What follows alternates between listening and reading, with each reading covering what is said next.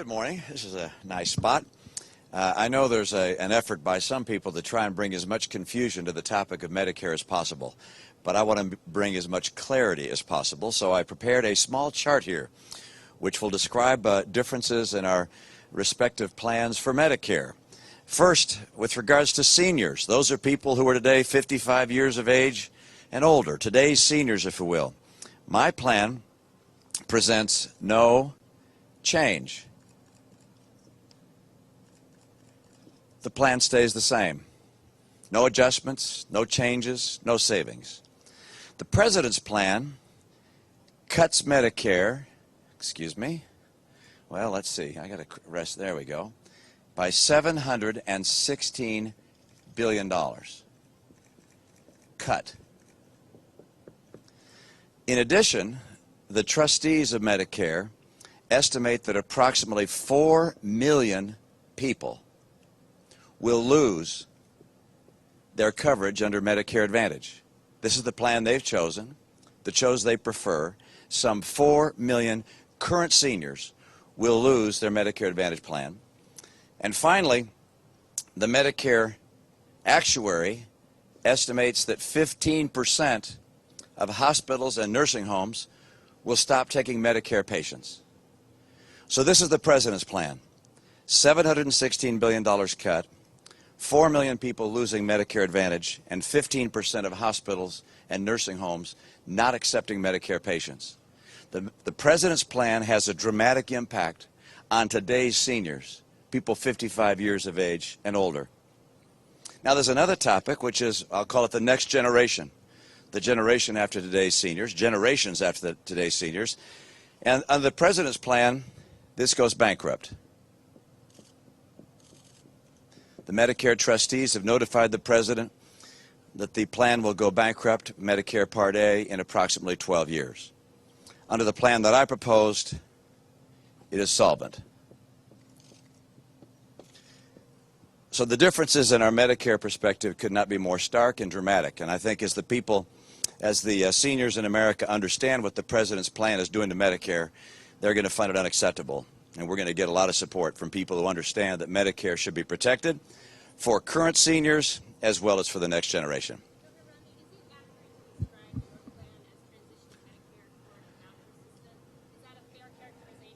No. What do you say to voters who worry that that kind of approach would raise costs and potentially lower access to care? You're going to have to take me over here. Which, as you can see, there's no change in Medicare for seniors. None, under my plan.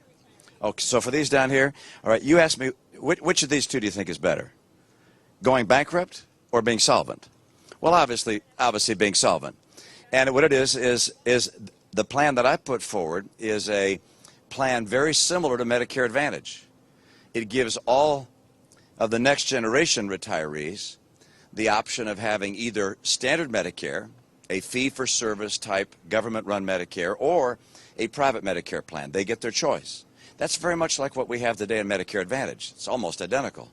So people will have a choice. There'll be greater competition between the government and the private plans. I think ultimately you'll see the cost reduced as there's more competition. But the choice will be for individuals. I actually prefer consumer choice to government choice.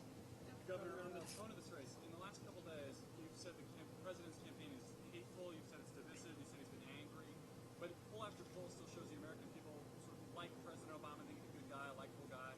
Just curious, what you think you see that the American people don't see with this president and his campaign? I think the American people are also disturbed with a campaign that's been as divisive as this campaign has been. And as I go to rallies and I speak to people about the tone of the campaign, there's no question they see the same thing I've seen, which is not drawing distinctions between our positions on issues, but rather personal attacks and the kind of divisiveness that I think is unbecoming of the presidency. And frankly, the comments of the vice president as well. These are comments I think a lot of people find troubling. Throughout your campaign, you've said that President Obama doesn't know how to create jobs because he doesn't have the private sector. Congressman Ryan, as you know, has spent almost his entire adult life in Washington. How do you square those two issues? Well, I'm different than Congressman Ryan. We're a team. I have a different background than he has. He has a background that'll be very helpful to me if I become president, because he spent 14 years working in Washington, working with Democrats, working with members of the staff in various administrations. I mean, he understands the process and mechanics of Washington and the personalities in Washington. That'll be very helpful to my administration. What I will bring to that team is a 25-year life experience in the private sector, understanding which policies will actually have the most positive impact on job creation. So we're a team. We bring in complementary skills.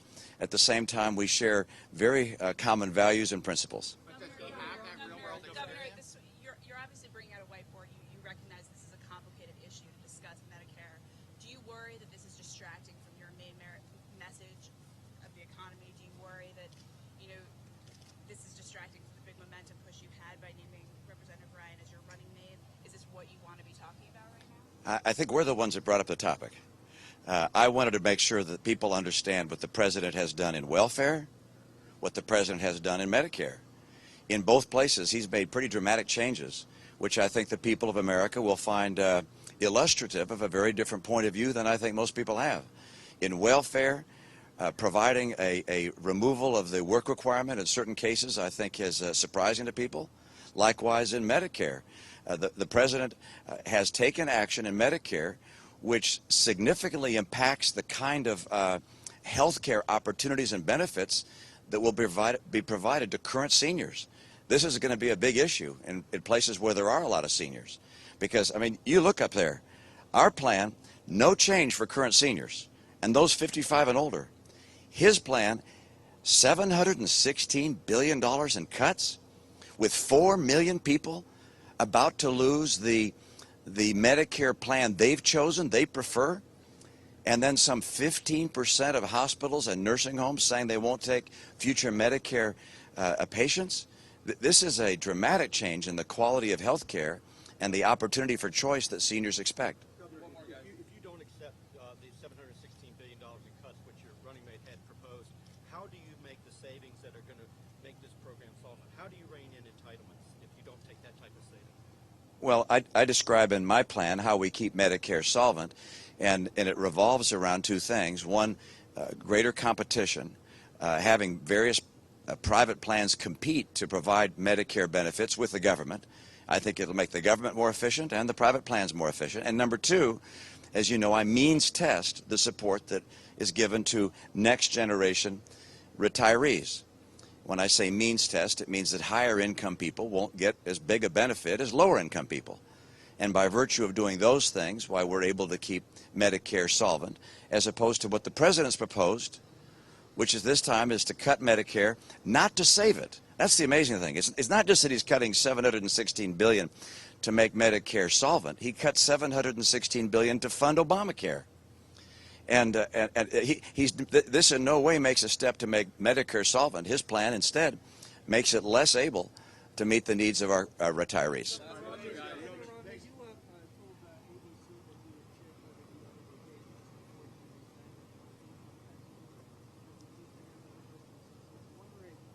When you say I've refused to answer the question since then, it hasn't been asked since then.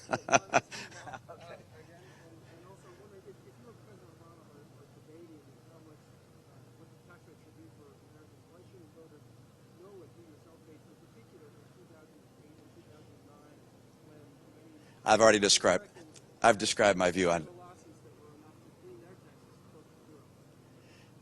So many Americans, you said, had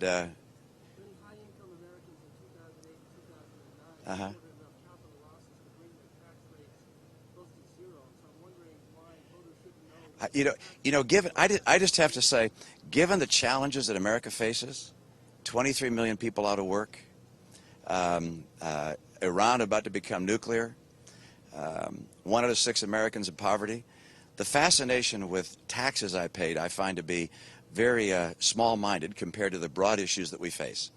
But I did go back and look at my taxes, and over the past 10 years, I never paid less than 13%. I think the most recent year is 13.6 or something like that. So I've paid taxes every single year. Harry Reid's charge is totally false. I'm sure waiting for Harry to put up who it was that told him what he says they told him. I don't believe it for a minute, by the way. But every year I've paid at least 13%.